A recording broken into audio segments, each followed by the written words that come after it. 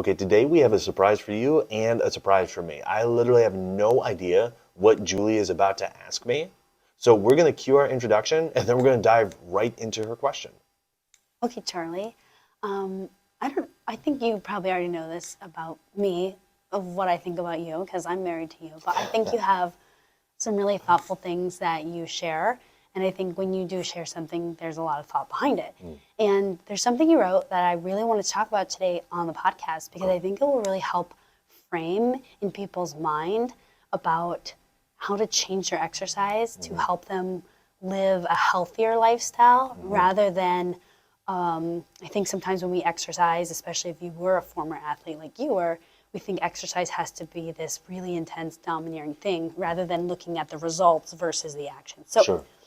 anyways, I wanted to ask you this because in your Instagram profile, it says Charlie Cates, right? Former college athlete turned exerciser for life. hmm Will you tell us what does that line mean? And then I want us to actually dive more into like how did that become you? How did you do that? Yeah. Well, I mean, I think the first part is pretty straightforward, right? Like, I used to play college basketball. And the thing about it is sports left my body broken. And I needed to figure out a way how to make sure that I could keep doing the things I wanted to do, but without being in pain, without feeling chronically tight. And really, that stemmed from changing how I was exercising and changing how I viewed exercise, the role that exercise plays in my life, and how I saw exercise kind of fitting into the the bigger picture of like being able to do stuff in my life. And for me, for a decade or more, like exercise was something that I would do from like a training perspective. Meaning, yeah, I would work out, but it was always to train to play a sport. All right. So everything about the workout was always geared towards, all right, well, how will this help me be a better basketball player? How will it help me run faster, jump higher? You know, lifting more weight is great, but really, like, how will it help me be stronger on the basketball court? How will it help me perform better? All right. And I think most people, when it comes to exercise, and especially those that are involved in at least high school athletics, that's kind of the role that exercise plays. Is your first exposure to any kind of like serious training is all going to be around how to become a better athlete, and that's what it was for me. Um, but the problem with that was, by the time I was in my early 20s, like I said at the beginning, like my body was broken, meaning I was in constant pain, constant tightness all day long from the moment that I would wake up until I went to sleep at night with ice packs strapped all over my body. I couldn't go for a run for more than 10 minutes without my body screaming at me to stop. And I was kind of faced with this reality of, okay, well, what does my life look like in the future? Is it just going to be, bouncing from chronic issue to chronic issue? Is it going to be, filled with surgeries? Or is there something that I can do about it? The problem was that everything that I was trying to do to help me was in one way or another ultimately making me worse, in a lot of ways contributing to what I was experiencing. So I was kind of left with a choice, right? Of, well, I can either not work out and get out of shape and weak and really lose the identity that I had at that point of somebody that was fit and athletic and strong and could jump really well and had good stamina and everything like that. So I could just completely get rid of that version of myself, or I could say, well, you know what? That identity is too important to me, so I'm just going to find a way to keep pushing through. And that's really the way that I went. Is even though my body was in a lot of pain, even though I had a number of symptoms, even though it felt like I was one misstep away from rupturing my Achilles or rupturing my biceps tendon or anything like that, I was like, well, you know what? I would rather suffer those injuries in pursuit of maintaining my strength and building my athleticism, everything like that, than just let my body go by the wayside and say, well, these things are making me worse, so I'm just going to stop them altogether. So that was the path that I chose, and as you can imagine, that didn't help as far as like how my body felt and how my body functioned. And so fortunately, I had some interventions happen in my life. Being introduced to different techniques and different mentors and being able to learn from some really brilliant minds of like, hey, you know what, this is maybe how you need to change how you're going about doing things. These are the things that maybe you need to start prioritizing with your workouts. And those shifts really started to allow me to develop a different picture of what exercise was. It was no longer about performing or about training for sports, but rather it became about, okay, how can I use this exercise thing to actually build my health, actually leave me feeling well, actually progress my body in a way that I feel like isn't breaking my body down, but is sustainable and enhancing my life. And so from that point forward, I realized, okay, this exercise thing, it's not about, trying to touch my head to the rim anymore or, anything like that. It's about like, okay, how can I, yes, be strong, be athletic, be, fit in the ways that I want to be, but ultimately be able to live the life that I want to live. And so that was a pretty dramatic shift for me that happened kind of during my 20s. And then from there, it became about piecing together those systems to help me do that. Charlie, I love that story because I think that when we look back, and I know this story, but, in the process of, being your wife for however long that's been, but like asking you about these things, like what is it? I think on our walk last week, I said, well, what is it that exercise does for you that like is part of the identity of you, or like men that are like you? Like you used to be an athlete and that provided some type of manhood, some type of strength, some type of this is who I am. It's like the identity piece.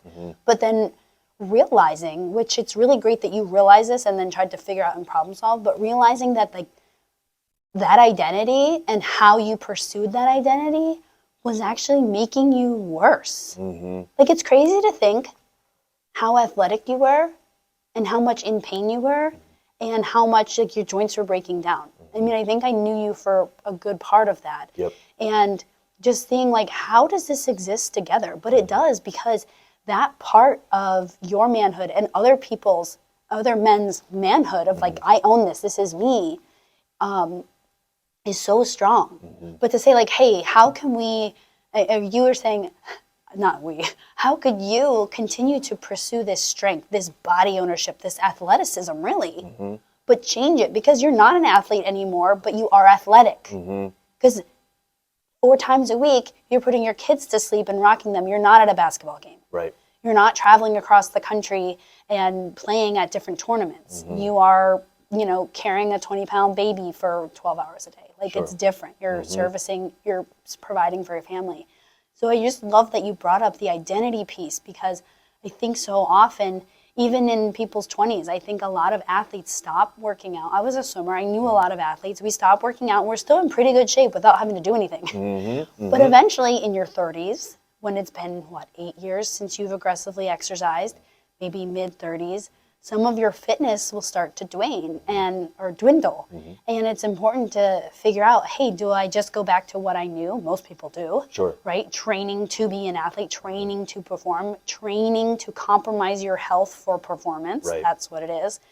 And it's so interesting that you were able to take the step back, get the mentorship, get the education, so that you could keep your athleticism, keep your strength without all that compromise. And you are really athletic. I'm always shocked. I mean, I don't want to say I doubt you, but like, you never train a lot of athletic things. True. You train the way you tell your clients and you tell people in your men's program to train. It's all about how you exercise. But then when we're at the park, when we go to a new gym, or, you always are like, oh, let me test this move. And I'm like, what? You haven't tried that in like 6 years? I can't believe it. Or what was it, like 3 years ago, you did your best half marathon time, even though like you ran what, once or twice a week, and in college you were running all the time and you never hit those kind of times. Right. So it just shows that like, hey, when you are doing the system that we've developed and you've developed, that it creates a stronger body. And that when you have a strong, powerful body, you can do the things you want versus like just be biased towards,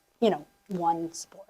Yeah, absolutely. One thing that I really like that you brought up is this idea that, hey, most of the people that play sports in high school, they're usually the ones that are just already a little bit more fit, maybe a little bit stronger, and especially as you progress through high school, maybe people start self-selecting themselves out of continuing to, go and play at a varsity level or something like that, right?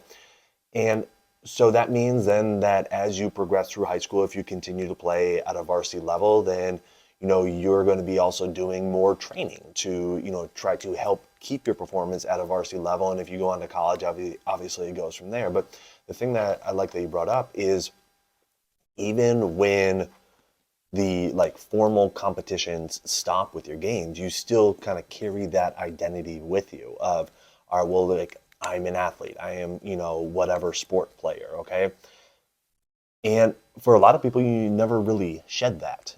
For a lot of guys in particular, you never really kind of shed that identity. And yet at some point in your life, you're realizing, well, the body and the function and the capabilities that I had in my late teens, in my early 20s, that's not the same as what I have right now. And so now all of a sudden there's this like identity crisis of like, okay, well, I believe myself to be an athlete, or I believe myself to be a basketball player, and shoot, I can't even jump over a mouse, let alone jump over a couch or whatever I used to do before, right? So anyways, a lot of guys are faced with that, and you miss that feeling. You miss that feeling that you had in your late teens and early 20s of being indestructible, of being bulletproof, of being like, yeah, I can go through this thing, I can do this thing, and yeah, it's going to be uncomfortable. Shoot, it might even hurt while I'm doing it, but I know I'm going to bounce back in a day or two, and I'm going to be okay. And you miss that feeling of like indestruction, like I said. And so what a lot of guys end up turning to is, okay, well, the way that I got to feel that way was by doing these different things with my training. So I just need to go back to doing those things with my training, and I will go back to feeling that way. Completely neglecting the fact that your body is totally different than it used to be. Your hormone levels are totally different than what they used to be, especially if you've been taking the last 10, 15, 20 years off from like really intense exercise and monitoring what you're eating and, minimizing your stress and getting more sleep and everything like that, right? So you are approaching your workouts with a completely different system than you once had. And that leaves a lot of guys in trouble, because as much as you want that feeling back of bulletproof, of indestruction, of, I can do whatever and, bounce back and be okay. The reality is your body is not in that position right now. And if you try to do the things that you once did in order to get back to that position, that's when a lot of guys end up feeling really lousy from their workouts. They're feeling like they end up just flat out injured in a number of different ways. And then guys are kind of left in a little bit of a precarious situation, because they're like, all right, well, do I keep pushing forward with this, or do I just stop? And when the only way you know how to work out is like a high school athlete, a lot of guys either choose to stop because they're like, this isn't working for me, or their body tells them they have to stop because at some point it's just not working for them. And so that's, I felt like what most guys reach in their late 30s, early 40s, maybe even upwards of their 50s, depending on how long of time they've taken off and stuff like that. I was kind of faced with that question in my early 20s, early to mid 20s. And it's like, okay, I know something needs to change now. And so that's that was the driver behind changing things. Yeah, you brought up so many good points there with just you have to change or your body will respond and make you stop, right? Because the way you exercise in high school and college when you're young, and we always bring this up because this is when most people are like forced to exercise, right? Like you have to go to gym class, you have to be in sports, or most people are. But it's like saying, hey, the actions I used to take to lead me to this identity that I love of indestructible, strong, I can do what I think I'm going to do and bounce back just fine, even if it hurts a little. But saying, hey, at this age, at this stage, I have to change my actions because I'm a different man. I'm a different body.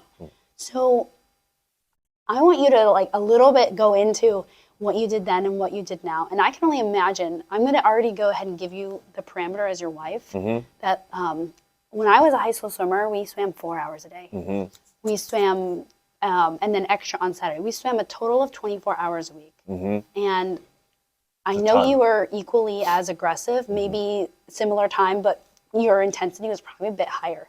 So first of all, you're not allowed to exercise that long. I'm not going to give you that much time to work on your exercise. So I know the time had to have changed from then to now. For sure. Talk to us about like the then and now and the why of like, what are you adding in now? Because you exercise, I see you exercise regularly, but it's not a ton of time. There's never a day that you're like, all right, Julie and the kids, let me see you in 4 hours. Right. Like, I would be pissed. I would be so mad. I'm like, what? This is a family day. You're not going for 4 hours. Sure. Or like if you pieced out and like exercised and then played basketball and then went to your ice recovery because you overdid all of it and then had to go to massage another day, like half the time you're spending recovering from the workout. Like, you're not allowed to do that as my husband. So tell us about what you did then, wifeless, and mostly thoughtless, right? Sure. You're just doing what you thought you should do, to now you're very thoughtful and methodical about how you do it. Yeah, so I mean, most mornings I was up at 6 so I could be to the gym, shortly after it opened, and I mean, in college. And then I would lift for about an hour to an hour and a half. Then I would, I'd do my recovery, like mobility work and stuff. And then I would obviously like go to class and eat breakfast and everything like that. But so I do a heavy lift 5 days a week. And this was during the basketball season as well, okay? Then in the afternoon, there would be, about an hour or so of just shooting and, getting warmed up and everything like that before practice. And then it was an hour and a half to 2 hours of practice. And this was like during the season, sometimes earlier in the season, especially like the first couple years of my college career, the practices would go much longer than that. But, we'll say like, an hour and a half to 2 hours. And then it was another, 30 minutes or so of just kind of like cool down stretching, icing, everything like that. So, it was consistently 4 hours a day of really solid, physical activity. Sundays, I don't think, maybe had practice a couple times on Sundays, maybe had games a couple times on Sundays, but Sundays for the most part were like off days from a basketball perspective. But I would go and get a 2.5 hour lift in. Sweet, we're not playing basketball. Right, exactly. Exactly. Then also additionally, there were a couple days a week where I'd throw in probably about a 30-minute or so plyometric session. So yeah, I mean, it was consistent, like a minimum of kind of like 2 hours of working out a day, but more consistently 4-ish hours of working out a day through college. Yeah. And yeah, now it doesn't look like that at all. Now, so now I'll lift anywhere from 4 to 5 times a week. My lifts take 30 to 40 minutes, and I'll do cardio 2 to 3 times a week. Some weeks, sometimes more, but my cardio sessions are maybe a little bit longer on Sundays, where I'll go 40 minutes to an hour, but otherwise they're almost always under 30 minutes, 20 to 30 minutes, something like that. And yeah, that's how I go about it. And then, obviously working out during all of our live workouts. Awesome. And then the doing of the exercise. What is in your head that's different now? Because you Yes. have to be doing something different because you are in shape, you are athletic, you have maintained so many of the skills, and you're not in pain. You're not Right. like the amount of times that you say like, "Oh, Julie, my hip feels flared up," is like once in a great moon, Right. or all the other things. So what is your brain doing differently in framing this exercise thing? Yeah. So now, before it was like, all right, push your body as hard as you can, try to deplete your body as much as you can with the idea that, when you rest and recover, you'll build back stronger. And look, when you're in the late teens and early 20s, for the most part, that's pretty much how it works. But now it's more about, all right, working out today to stimulate my body and do so in a way that actually sets me up to come back and work out again tomorrow. So nothing that I do in my workout today should be prohibitive of to me coming back and exercising again tomorrow. So if I'm working out in a way that tomorrow I wake up and I feel sore at all, or like, wow, yesterday's workout is affecting me exercising today, then I need to change that because yesterday's workout, the focus of it is, all right, how do I set myself up to work out again today? Today's workout is, okay, how can I set myself up to come back and work out again tomorrow? Just really focused on stimulating my body the entire time as opposed to trying to deplete my body. I love that. And it's not with lack of work or challenge. I mean, I watch you work out, you are challenging your body.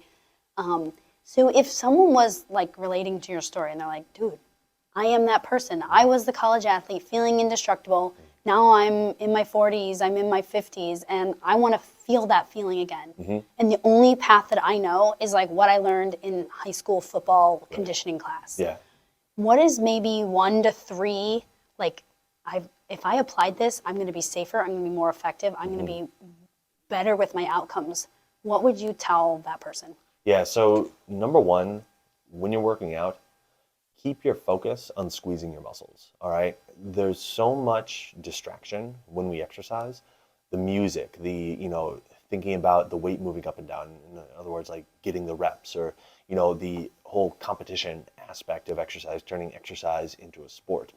If you can block all that out and just focus on squeezing your muscles, so much good will come from that. You'll be more respectful of your range of motion. You'll be more in tune with what's happening with your body, so you'll have a better idea of like when to stop your workouts, how to change your workouts. Just make that one shift of when you're doing your exercise, focus on squeezing your muscles. Number two is really kind of what I said before is just use today's workout to set you up to come back and work out again tomorrow. All right.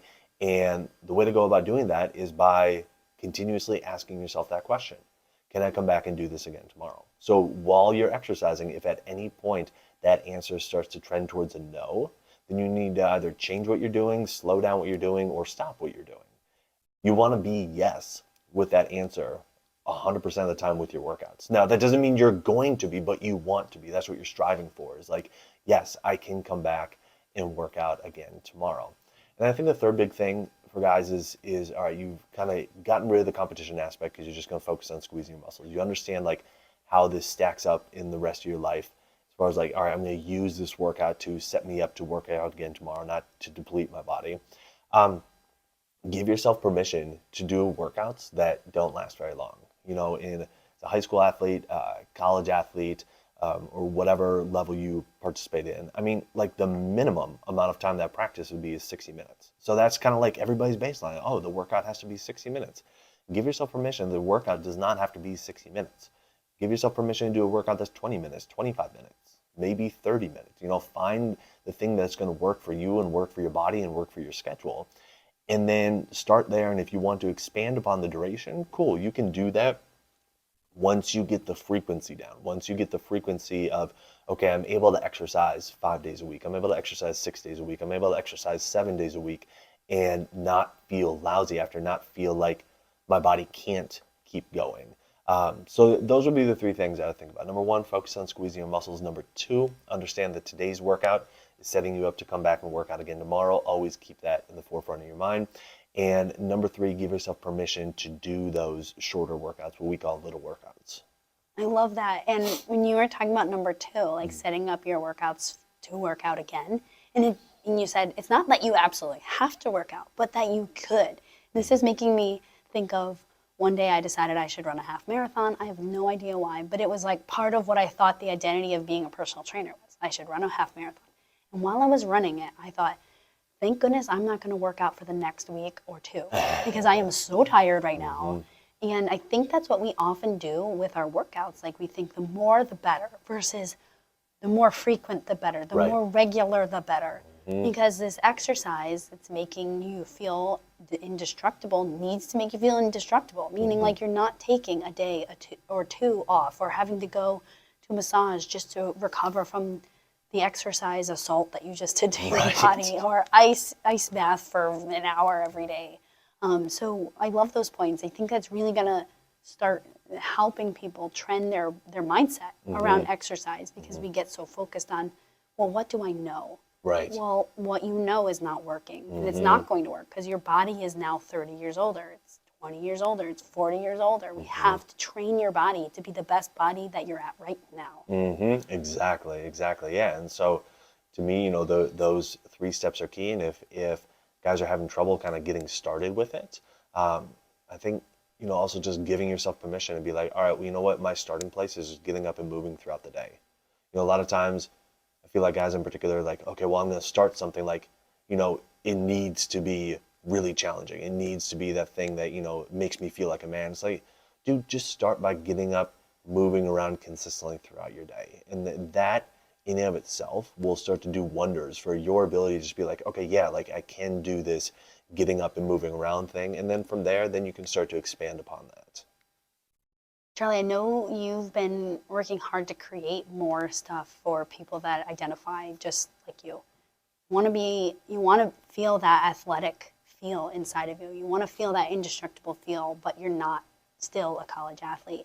How can people work with you on this if they're wanting just a little more guidance or connect with you, like pick your brain on a few things? Yeah. How can they do that? So I put a lot of content out on Instagram, so you can follow me there at Charlie Cates. But really, if you're wanting to get like specific workout guidance, I'm actually releasing a program on March 20th that's specifically designed for men and targeted towards men, helping them do exactly what I just talked about. Like get these workouts in that don't last very long, but really teach you kind of like the 4 key steps that every single exercise needs to have in place to build your strength and build your athleticism without setting you up for injury. And so if you want to get in on that, you can submit your information, and as soon as it gets released, you'll get notified about it. All you do is go to www.exerciseforlifestudios.com/men. And from there, you'll find the landing page, and you just put your name and email address in. There's no cost at all for the program, but you are going to get those workouts and learn those steps, most importantly, that you can then apply to whatever other workouts you want to do. Amazing. I can't wait for that program to drop. I know like we've been talking about it for a while. Your ideas about it have been really exploding. So make sure you go check out that landing page so that when it does drop, you will get first access to this free program. So thanks so much for tuning in today. We hope you loved this message. Charlie was actually surprised with this question. Yesterday I was like, I had no idea what was coming. I was like, Charlie, I've got a great idea for our podcast. I think people are going to love this like brain picking session that I'm going to have with you. And he was like, okay, let's do it. But so who do you know that needs to hear this episode? Let them know. Share this podcast with them. We always appreciate when you share and comment and leave us a review because that's how our message gets to grow. As you guys know, we're super passionate about reframing the exercise game for you because it is so critical for your health and function. So make sure you share it with a friend, share it with a former athlete, and give us a review. And we'll catch you guys next week. Awesome.